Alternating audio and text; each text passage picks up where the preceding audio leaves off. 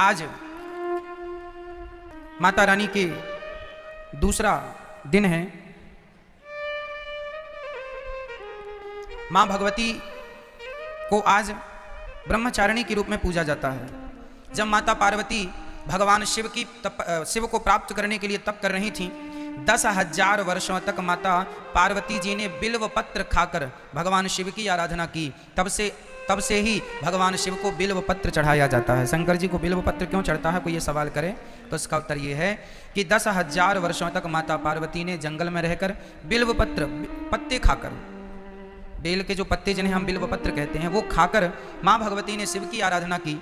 इससे भगवान शिव प्रसन्न हुए और उन्होंने कहा कि मेरी आराधना करके आपने बिल्व पत्र खा खा कर मेरी आराधना की, इस बिल्व पत्र ने आपके प्राणों की रक्षा की, तो अब मैं इसे धारण करूंगा। इसलिए भगवान बिल्व पत्र स्वीकार करते हैं। और भगवान माँ भगवती ने जो 10,000 वर्ष तक घोर तप किया, उस समय तप कर रही थी तो वो ब्रह्मचारिणी ही है। तो उस ब्रह्मचारिणी स्वरूप का आज पूजन होता है माँ भगवती का दूसरे दिन।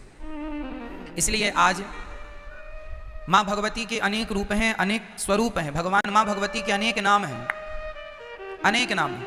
उनमें से एक नाम है ब्रह्मचारिणी। और ब्रह्मचारी केवल वो नहीं जो शादी ना करे, केवल आज की भाषा में लोग क्या मानते हैं, जो शादी ना करे उसे लो अरे ब्रह्मचारी है। ना जी, शादी करने के बाद भी जो स्त्री अपने पति के अतिरिक्त किसी परपुरुष को ना देखती हो, और जो पुरुष अपनी पत्नी के अतिरिक्त किसी पराई नारी को ना देखता हो, वो गृहस्थ में रह के भी ब्रह्मचारी ही कहलाते हैं। ये ब्रह्मचर्य है।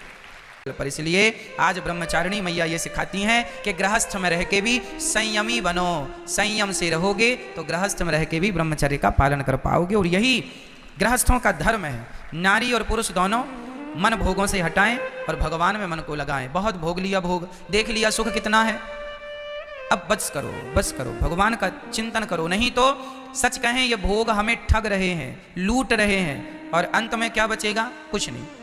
और भगवान का चिंतन करते हुए आज द्वितीय दिवस की आराधना, 2 कन्याओं को भोजन करा के और माँ भगवती से आशीर्वाद लो कि माँ हम सदा ब्रह्मचर्य का पालन करें और सदा हमारा मन भोगों से दूर रहे, पराई स्त्री पराई पुरुष से मन सदा दूर रहे। स्वप्न में भी मन इतना पवित्र कर लो कि स्वप्न में भी पराई नारी पराई पुरुष का स्वप्न में भी चिंतन ना हो, कभी स्मृति ना बने। ऐसा भगवान से, माँ भगवती से प्रार्थना करनी चाहिए। माँ मेरी इंद्रियां, मेरा मन पवित्र हो जाए, निर्मल हो जाए। यशोदा माँ के गर्भ से भी एक कन्या ने जन्म लिया था। कन्या का नाम था कन्या, उसी कन्या का। अब कोई पूछ ले आपसे कि बताओ ये नवरात्रि माँ भगवती का जन्म कहाँ से हुआ, तो माँ भगवती की माता का नाम है यशोदा। जब देवकी माता ने कृष्ण को जन्म दिया, उस समय यशोदा माँ ने भी एक कन्या को जन्म दिया था। अदला बदली हो गई। देवकी के बेटे को यशोदा के पास छोड़ दिया और यशोदा की बिटिया को कंस ने पत्थर पर पटकना चाहा। वही कन्या हाथ से छूटकर आकाश में अष्टभुजा धारण करके मां भगवती खड़ी हो गई। उन्हीं माता को विंध्यवासिनी मैया कहते हैं। विंध्याचल पर्वत में आज वही स्वरूप है। वो मां यहां मथुरा से विंध्याचल चली गई थी।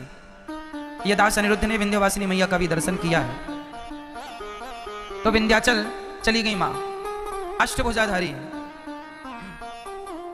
अब भगवान ने कहा देवी जाओ, मैं जन्म लेने वाला हूं, तुम भी जन्म लो, तुम्हें 9 नाम से लोग जानेंगे, पहचानेंगे। वही विंध्यवासिनी मैया को, वही दुर्गा को, वही शक्ति को आज नवरात्रि के नाम से, 9 देवियों के नाम से पुकारा जाता है। वही ये माँ यशोदा की बेटी है। जैसे कंस ने पत्थर पर पटकना चाहा और वो हाथ से छूटकर आकाश में जाके अष्टभुजाधारी।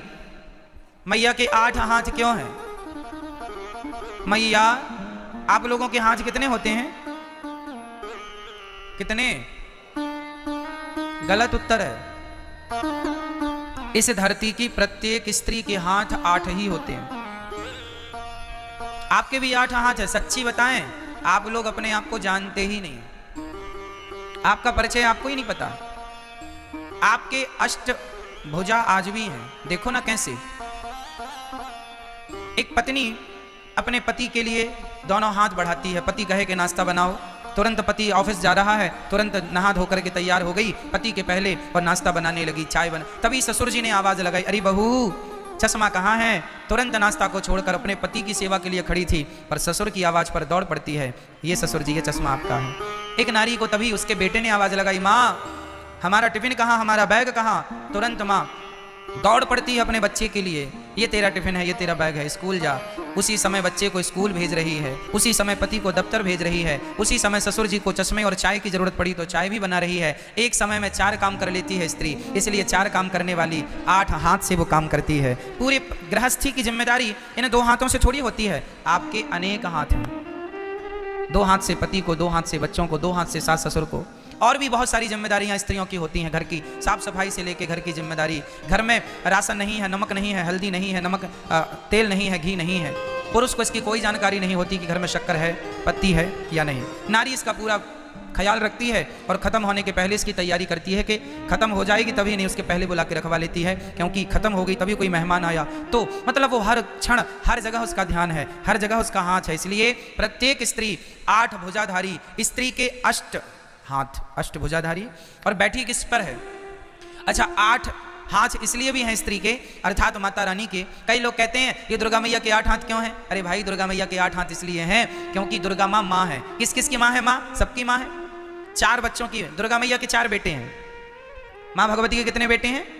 दुर्गा मैया मैं बोल रहा हूं तो दुर्गा में सभी माताएं आ गई, लक्ष्मी जी, सरस्वती जी, पार्वती जी, सब एक ही तत्व। इस बात को हमने कल समझाया था, एक ही बात को बार बार नहीं समझाएंगे। गुरु जी के चैनल को जरूर सब्सक्राइब करें। राधे राधे।